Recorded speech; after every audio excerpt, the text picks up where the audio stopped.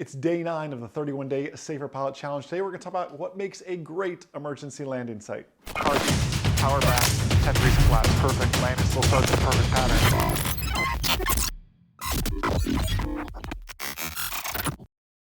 What is happening, M0A Nation? Jason Shepard here, day 9. Who is 9 for 9 in the 31-day Safer Pilot Challenge this year? Check in the comments down below that you are 9 out of 9. And if you have some catching up to do, there's no shame in that. Just let's confess it and let's go catch up. And let's get all caught up on that. Some fun homework for you as well.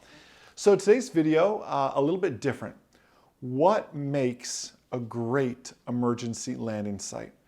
It's a video I hope you never have to use, that we just file this knowledge away and never have to use it. But if you've been following myself and the M0A team for any amount of time, you know there's a weird game I play when I'm flying, especially on a cross country. It's called, Where Would I Go If My Engine Quit Right Now? Now, I don't tell my wife Magda I'm playing this game, although she's going to watch this video and realize that that's what I do. I don't tell the kids, I don't tell my passengers that I'm playing this game. It's a game I play by myself and keep to myself, unless I have another pilot with me who understands. But I'm constantly asking myself, if I had an engine failure or an issue, where would I go? Oh, there's a great field over there. Oh, there's an airport right there. And I'll keep that airport, I'll keep that field until I'm too far, it's beyond power off glide distance, and I pick the next place. But to help us out here, what does make a great alternate landing site, an emergency landing site we'll call it?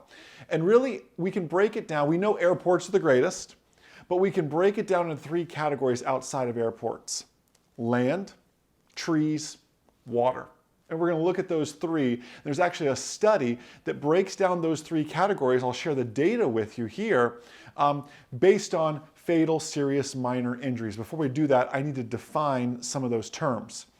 We know what a fatal injury is, right? A fatal injury, someone passes away in the accident, or according to the FAA and the NTSB, up to 30 days after the accident because of injuries received during that accident. Now, serious and minor injuries is something we don't always define. If we look, a serious injury is an injury that requires more than 2 days of hospitalization up to 7 days after the accident. This is a fracture. It could be a fracture of any bone except simple fractures, nose, fingers, toes, that kind of stuff. Serious injury also includes an injury to an internal organ, any muscle or tendon damage, any 2nd or 3rd degree burn, or any burn covering more than 5% of the body. And then minor is an injury that requires less than 2 days of hospitalization up to 7 days after the accident. So now, knowing that, let's look and let's break it down. How does land, trees, and water fare when we look at those as emergency landing sites from something like an engine failure fare when it comes to fatal injuries, serious injuries, minor injuries? Let's look at land here first. In 16%, we're looking at a smaller section, by the way. It's only 216 accidents that we're studying. Small data set, but a valuable data set here as well. 16% when land was the option. Now, land could be the beach, land could be a farmer's field, land could be hilly or mountainous terrain. It's land in this case. 16% of those accidents, the pilots suffered, or the passengers as well, suffered serious injuries. 20% of those 216 accidents, minor injuries were reported. Now, when we were able to look at the data and say, hey, it wasn't mountainous, it wasn't the beach, it was an open field, it was like a cow pasture. When open field or open land is the landing area, serious injury rates drop to 14%. However, in this overall, the injury rate on land was about 35%. However, of the 216 accidents studied that fall in that category, we could find only 1 fatality. So in 35%, they got a little bit banged up somehow, but only 1 fatality. Let's jump forward here now and let's look at roads as a category here as well. Now, roads are a unique category. I add that in there as land. Roads are tough. because all I could look at was the NTSB data. So I'm sure if you've been in aviation for any amount of time, you've turned on the news or scrolled on Facebook and saw an airplane, ran out of gas, had an engine failure, whatever it is, landed on a road. No damage to any cars, no damage to the plane. In fact, I've seen some recently where they ran out of gas, they brought them gas, they let them take off the road again. As crazy as that sounds. That never makes the NTSB reports. You have to think, successful landing in an open field successfully where there's no damage to the airplane, where there's no damage to you, no damage to crops, anything along that, landing on a road successfully. The NTSB doesn't even show up for this because it doesn't meet the NTSB 830 definition of an accident. So we don't have that data.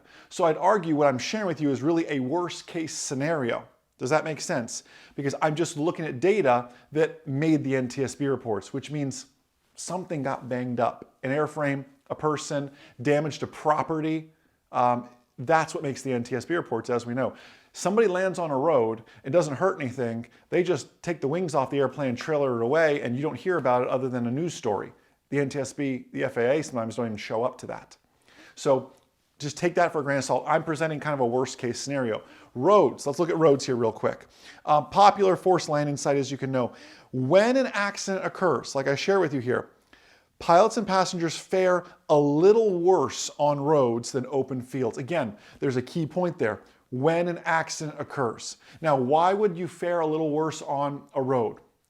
There's power lines, there's traffic lights, there are cars, there's a lot of other factors happening than just from landing in an open cow pasture. So roads differ with that. Serious injuries occur about 40% of the time, minor injuries 22% of the time. No fatalities though. I was able to find 27 attempted forced landing on roads with no fatalities there though. Obviously, and I'll let you all have this debate, if it is a road, do you land with the traffic? Do you land against the traffic? I'll tell you the arguments on either side. Some people say you land with the traffic because they're proceeding about the same speed you're flying and everything else. And I agree with that. That sounds like sound advice. But when's the last time you looked in your rearview mirror for an airplane coming up behind you? I mean, maybe I do and maybe you do, but normal people do not. Against the traffic, you are closing faster than you believe. You have to try to set it down in a gap in that traffic, but at least they're going to see you. And maybe you're flashing your landing light as you're coming in. I don't know, but at least they see you as you're coming on in there. But again, you're against the traffic. The close rate is much faster than you may anticipate. But honestly, your biggest concerns, bridges, overpasses, power lines, traffic poles, those sort of things. Let's switch gears here and let's talk about water. Water is a tricky one. We talk so much about ditching. I've got plenty of videos on that inside the online ground school. And hopefully, again, you're a ground school member. If not, there's a link to take a trial down below this. But water is a tricky one. The odds of survival in ditching, though, were greater than 90%. People often think you ditch and you could drown, and that does and could happen. But as far as we look at it from a survivable standpoint, 90% of the ditchings we found had a positive outcome. They survived. So you'll see here, water ends up being slightly better than trees. I'll show you why here in just a bit. Now, suggesting there's a choice of water that you actually look at, you want to pick a safe place to get out of the airplane. Meaning if you're picking a lake, don't go to the middle of the lake. Go somewhere near either a boat or go near the coast so it's an easier swim for you.